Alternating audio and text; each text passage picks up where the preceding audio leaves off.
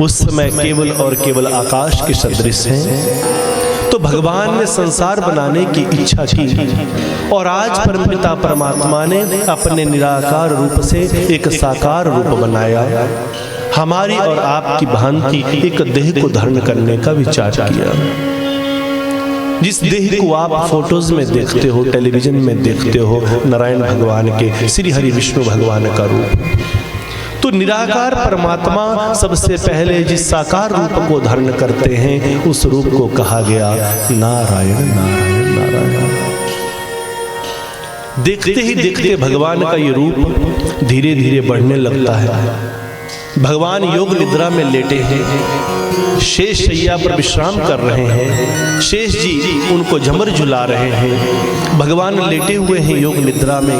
धीरे धीरे आकार बढ़ने लगता है और पूरे के पूरे आकाश को आवरण कर देता है। बोले तो भगवान दिखा रहे हैं कि मैं आकाश हूं, मैं पूरे संसार को आवरण कर सकता हूं। भगवान पूरे आकाश के तुल्य विस्तृत हो जाते हैं। हजारों जांघें, हजारों भुजाएं, हजारों नासा, हजारों कान, हजारों आंखें, हजारों अंग उपांगों वाला भगवान का जो ये रूप है, इसे कहा गया नारायण नारायण नारायण। भगवान इस विस्तृत स्वरूप में पूरे अंतरिक्ष में फैल जाते हैं। भगवान योग निद्रा में लेटे हैं।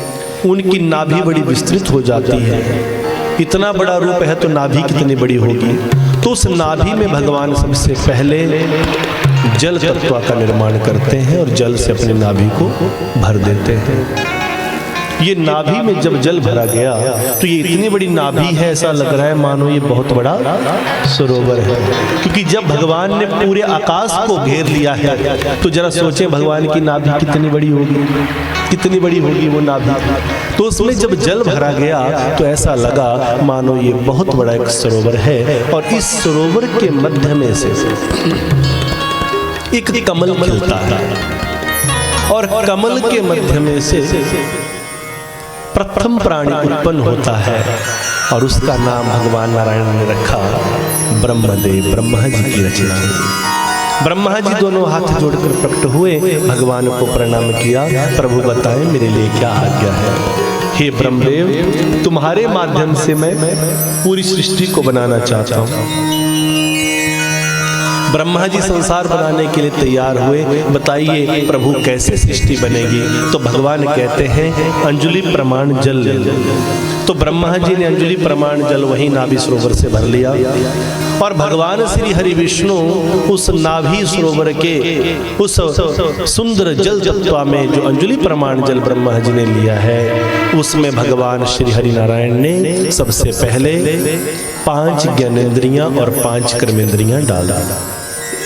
स्थानी जीभा घ्राण श्रोत्र चक्षु त्वचा। हमारे हाथ, पैर, जीभा, त्वचा, आंख, नाक, कान, गुप्तेंद्रिया, 5 ज्ञानेंद्रियां 5 कर्मेंद्रियां उस तत्व में डाल दी। उसके बाद एक मन बना दिया 11वीं इंद्रिया जो उभय इंद्रिया कही गई है, जो ज्ञानेंद्रिया भी है और कर्मेंद्रिया भी है। ज्ञानेंद्रियां वो हैं जो हमें ज्ञान देती हैं और कर्मेंद्रियां वो हैं जो कर्म करती हैं। जैसे हमारे हाथ पैर ये कर्म कर रहे हैं, गुप्त इंद्रियां कर्म कर रही हैं और ज्ञानेंद्रियां क्या है, जैसे हमारी त्वचा हमें सेंस दे रही है, जैसे हमारी आंखें, नाक, कान। तो ज्ञानेंद्रियां कर्मेंद्रियां। 11वीं इंद्रिय मन। उसके बाद 5 महाभूत, वही जो मैंने आपको अभी भी बताया, आकाश, वायु, अग्नि, जल, पृथ्वी। 11 और 5 16। उसके बाद 5 इन 5 महाभूतों के तत्व, इन 5 महाभूतों की तन मात्राएं, इन 5 महाभूतों का हमारे शरीर में काम क्या है। आकाश, वायु, अग्नि, जल, पृथ्वी, शब्द, स्पर्श, रूप, रस, गंध।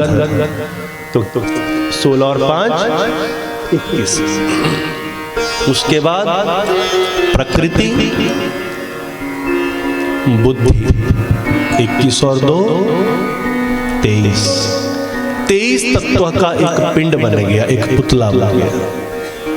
अब भगवान सोचे कि ये पुतला तो मैंने बना दिया, पर संसार का नियम है कि जो किसी को बनाता है, जिसका किसने निर्माण किया, वो निर्मित वस्तु उसी के पीछे फिर चलने लगती है। एक टीचर जिस स्टूडेंट को पढ़ाता है, वो स्टूडेंट आने वाले टाइम में टीचर को ही पढ़ाना शुरू करता है। जो माता पिता अपने बच्चों को पालते हैं, जो माता पिता अपने बच्चों का लालन पालन करते हैं, वही बालक कल को अपने माता पिता को दुख देना शुरू कर देते हैं। ये संसार का नियम है।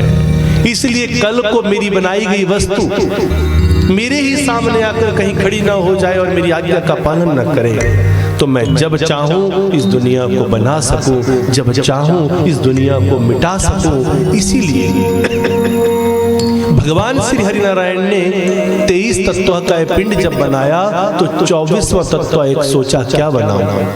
मुझे ऐसा तत्व बनाना है कि रिमोट कंट्रोल मेरे हाथ में रहे, मैं जब चाहूं तो मिटा पाऊं। तो 24वां तत्व क्या बनाया? अहंकार। क्या बनाया? अहंकार तत्व बना दिया, क्योंकि अहंकार ही वो तत्व है जो पूरे संसार के विनाश का कारण है। तो 24 तत्व का ये पिंड ब्रह्मा जी के हाथ में बनाकर तैयार कर दिया। अब इस पिंड में आंखें लग गई, कान लग गए, नाक लग गया, जीवा, मुख, त्वचा, हाथ, पैर, सब कुछ लग गया।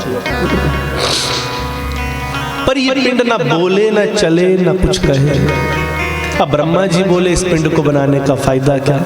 ना तो ये देखता है, ना ये सुनता है, ना ये बोलता है। जैसे आपके बीच में भी कुछ पिंड ऐसे बैठे हैं, वो 3 घंटे ऐसे मैंने बस हाजिरी लगा ली। किस लिए आए हैं? वो गांव में कथा चल रही है, कमेटी वालों ने बुलाया है, कहीं ये ना बोलें कि हम आए नहीं, तो वो हाजिरी लगाने के लिए आए हैं। तुम ताली बजाते रहो, तब भी वो ऐसे बैठे। कोई नाच